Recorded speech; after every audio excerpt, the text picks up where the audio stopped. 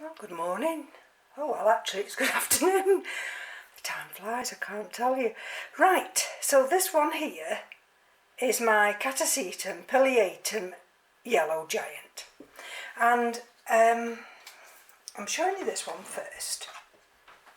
Okay, because I follow Stephen Van Kempen-Lewis on his channel. He's an M.E.s, American Orchid Society expert, and he grows Catasetini types, he grows Cattleyas, he lives in Texas, and we're all in awe of his growing techniques. So this technique he devised, and it's called the PET method. Now don't ask me what the PET stands for, and but it must stand for something.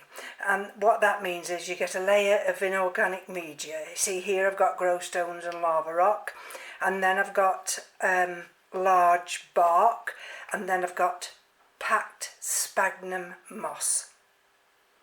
And this one came last year, and the media was absolutely wet through, and it suddenly went into dormancy, but it's come out of dormancy now, and you'll see that one's growing, and it's taking its strength from this pseudobulb here, and we've got that other little tiny pseudobulb here, and that's got a little nubbing on. But I noticed this morning we've got another root that far down now. Well, you're not supposed to give them any water at all until they get the way down. They've got to go down to search out this level of water, and you'll see it has got 2 holes here. But what I did a fortnight ago, and I've just done it now, you'll see where I've introduced a little bit of water. Sorry about that. What I'm trying to show you here is perhaps I wasn't careful enough, because these new roots are not supposed to have any water touch their roots at all. And you see, I've there, this sphagnum moss here is just touching. So what I've done now is I've just moved that sphagnum moss out of the way, and hopefully that'll allow that area to dry. I mean, there's hardly any. Can you see how much water I've put in? There's hardly any water, but I needed to have it directed. I should have actually gone to this corner, but never mind. I mean, sometimes when we do these little mistakes, and I've exposed those roots now. Hopefully they'll dry.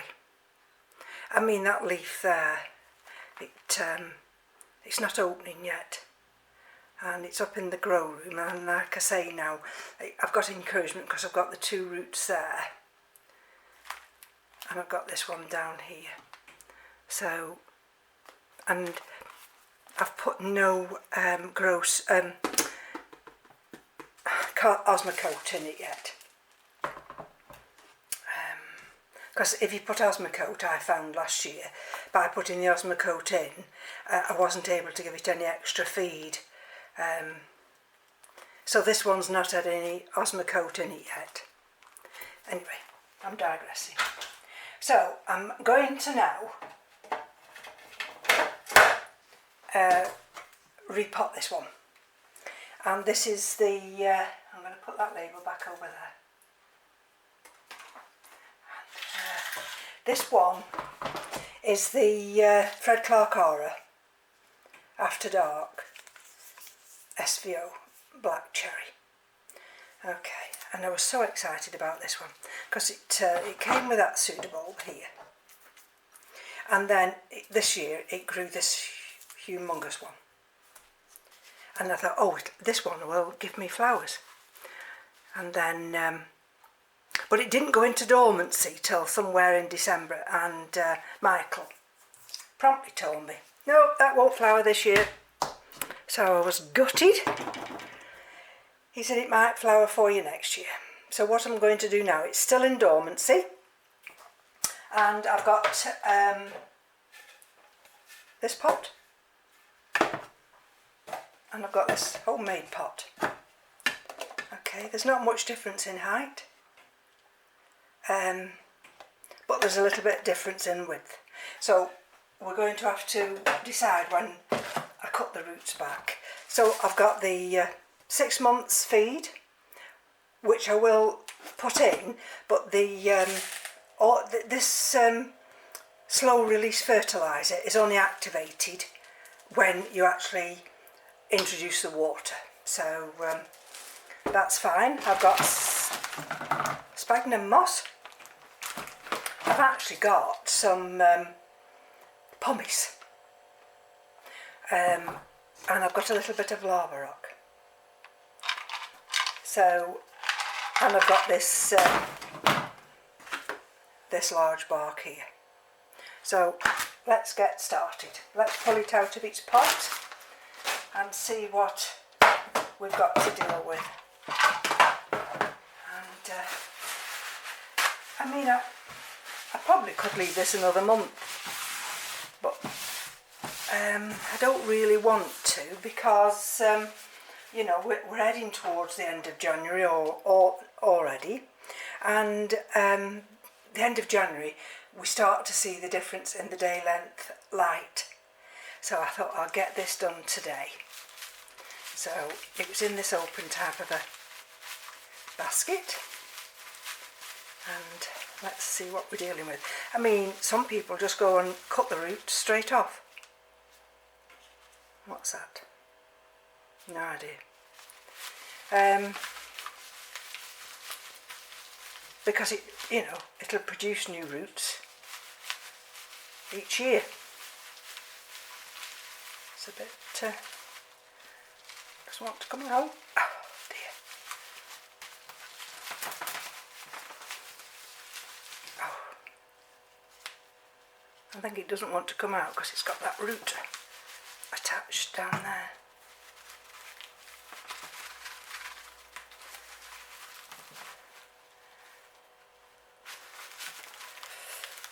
So that root is going to have to... Whew. Right. Let's have a look. That was that root that had come through. Can you see? So let's have a look. And you can see all the slow release fertiliser. And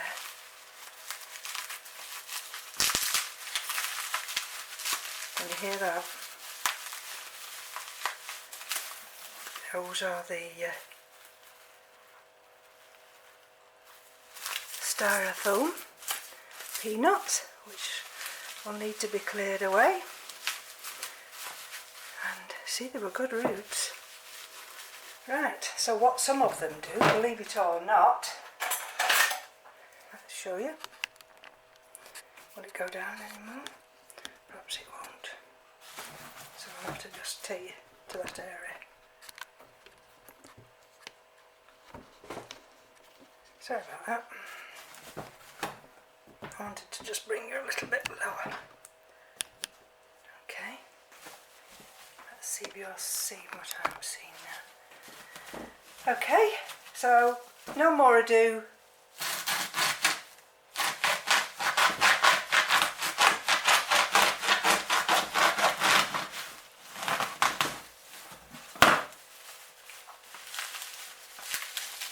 And we've cut it in half. Okay.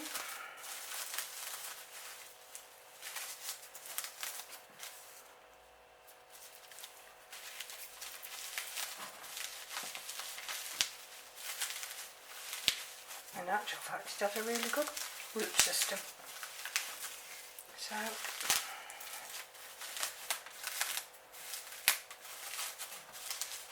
I was waiting actually for Stephen to upload a video just to enable me to see whether what I'm going to do I accords with what he suggests. But never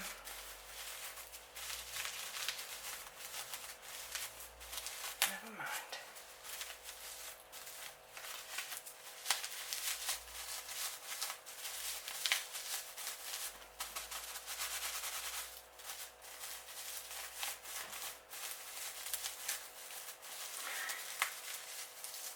There we go.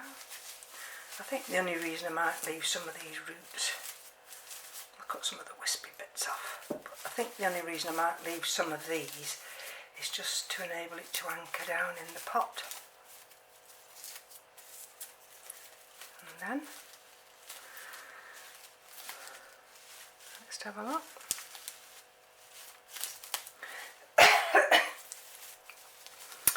Of course, because this is sphagnum moss and it's creating dust, it's giving me a cough. Oh, I do apologise, I should get a drink really.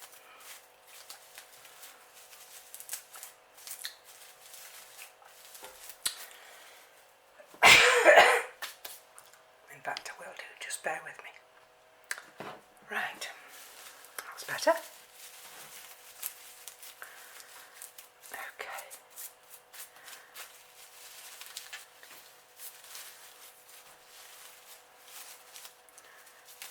There we go.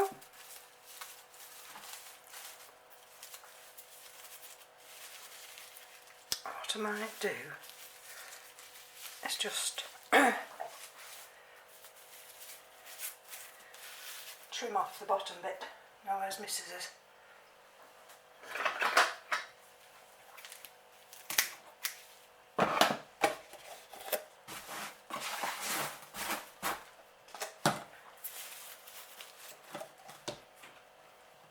See, it's going to fit.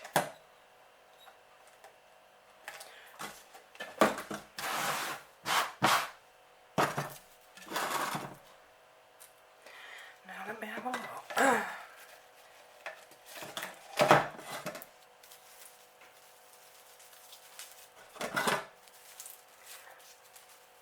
Now just what I'm looking for now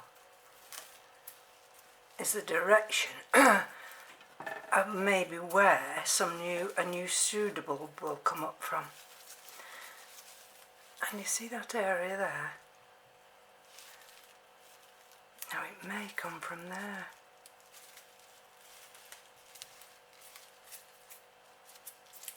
It could come from there.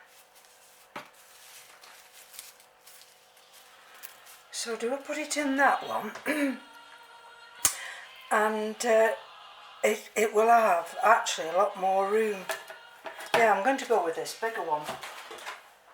Let me just clear this tray. Right. Okay, so I've cleared the tray. An awful lot of dust there. And we're going to put a layer of inorganic media now.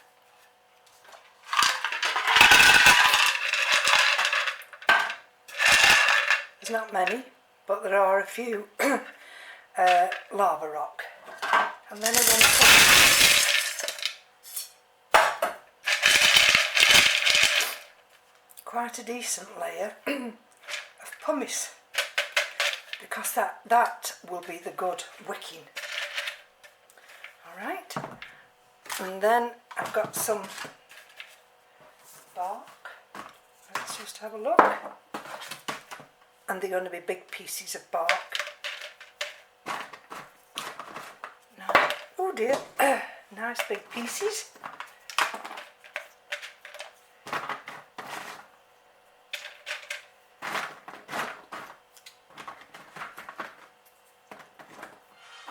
And then, that's Keith's tablet, you can hear it's his, excuse me, it's his email alerts. Goes off all the time.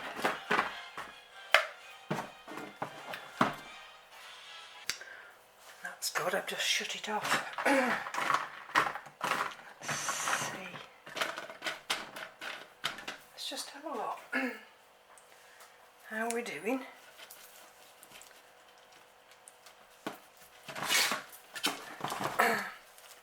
And you see, it's not going to be sitting maybe a little bit low. Right.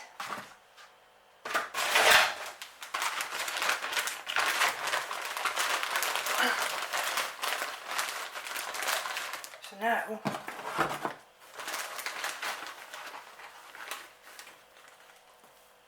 get the sphagnum moss. What I'm going to do with that is put that one in there like that. Get some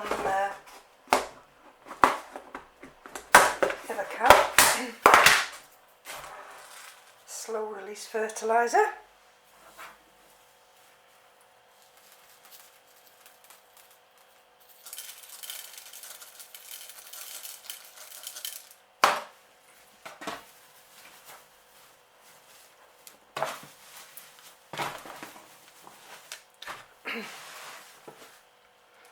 Sorry, what I've done, what I was doing then, it was I was bringing this sphagnum moss into a ball.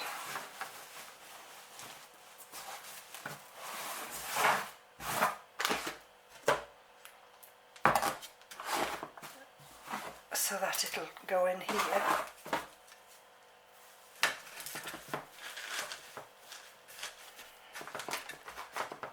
Can you see what I'm doing? Push that down really tight. And then this will enable me now to, I'm just going to scoop up some of these little slow release fertilisers. Don't want to waste any. And here we go.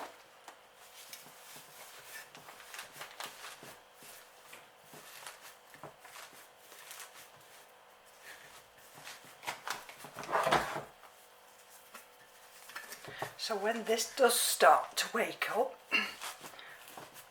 which actually could be any time, I think the waking up could be triggered by our lengthening daylight. So do I need to stake that? I don't think so. Last time I've put some more round.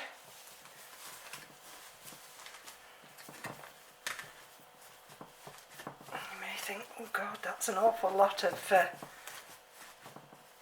sphagnum moss. But I've been assured that these are extremely heavy feeders, hence the slow release fertiliser. Actually, I'm going to put just a little bit more.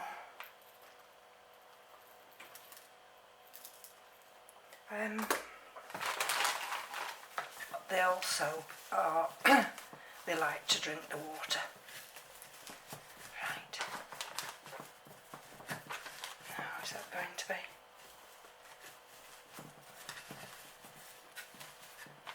Packed enough? Have I got that? Sorry about that.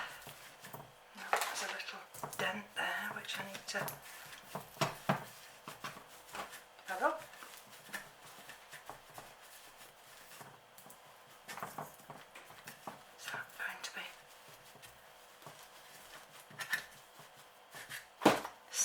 Firm enough, let's have a look. Just don't forget, once this starts to grow,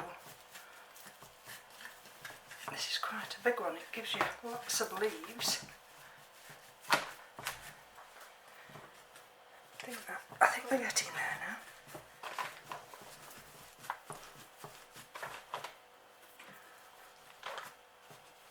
I don't want to cover that area up because I want to see the emergence of new roots.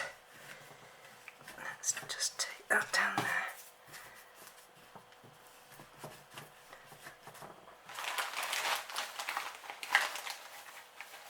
Okay, a little bit more.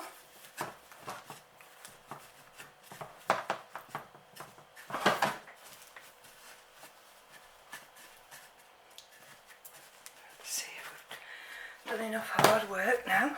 Okay.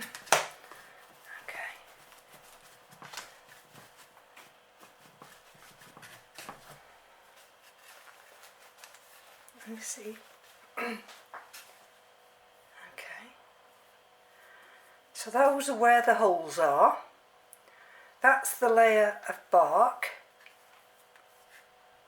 And this is the layer of sphagnum moss. And, excuse me, when it's time for this one to come out of dormancy, it's as firm as anything now. There we go. It will it'll be able to set its roots down into this nice moss and be elevated up into the into the light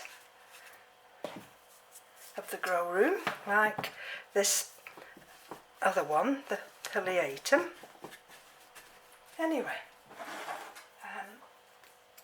when did I repot this?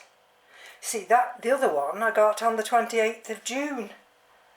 So that one's going to be, that's finished now. What have I done with the label? I'll find it in a minute. Here we are. That one was repotted April 19. So that must have been when I received it. And it grew on lovely for me. So now I've left those little areas clear. So when it does start to grow, it'll be able to set its roots down. And I'll mark this now. And we'll have to watch when this one comes out of dormancy. But maybe this year, because I did so well with it last year. It'll just be my luck this year that when we're going on holiday, it'll come into flower. But never mind. So thank you again for joining me. Put the label down there in a minute when I've put the date on. And I've got to sort out my Masdevallias now, because I had the Coriaceae and the Pyxis, and neither of them are doing well. And I was watching Lynn Smith's channel this morning, and she's got some absolutely fantastic orchids. So I'm going to check mine. I've done these little tiny, I've washed these little tiny pots here, and see whether or not I can pack them in some sphagnum moss and see whether the ones that I'm trying to save will actually fare better in sphagnum moss than the bark mixture I've got. So I'll probably be back with another video. So from me to you, still got a frog in my throat, from me to you, take care now. Bye bye.